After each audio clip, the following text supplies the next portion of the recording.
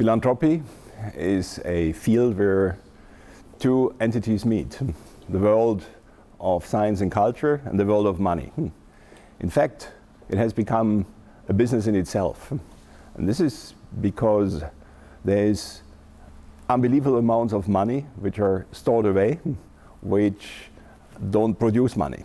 So what we have to do if we want to achieve maximum access of our scientific world to funding, we should not forget to exploit the potential which exists from benefactors and donors who, instead of storing the money away, would devote it for a dedicated purpose.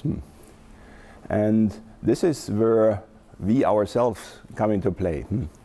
We, the doctors, sometimes we cure fascinating patients, we cure people who are ultra high net worth individuals, and these people, sometimes they want to help. They want to help for a dedicated purpose, and this is where we have to generate, or where we have to create the possibility to donate their money in an entirely transparent and legally viable way. And this is why and how foundations have to come into play.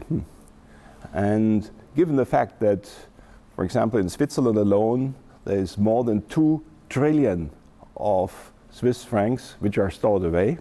This is why Switzerland has become also the hub for many, many scientific organizations and foundations, and where there's an entirely transparent legal structure which allows also us, the neurosurgeons of Europe, to build a foundation. There's a clear correlation in the world between the so-called Human Development Index and the generosity.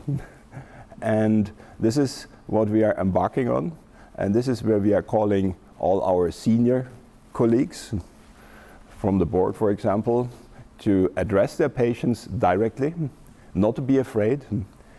There are certain rules which must be respected when talking to such kind of people.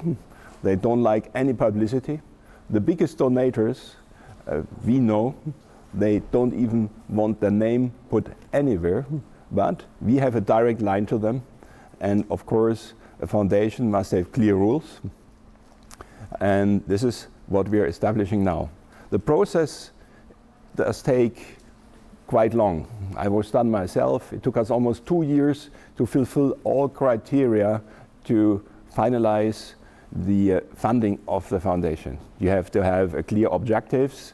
You must have a scientific council, scientific board, and the board of the foundation. And for example, here you have to be very careful in selecting the people on the board.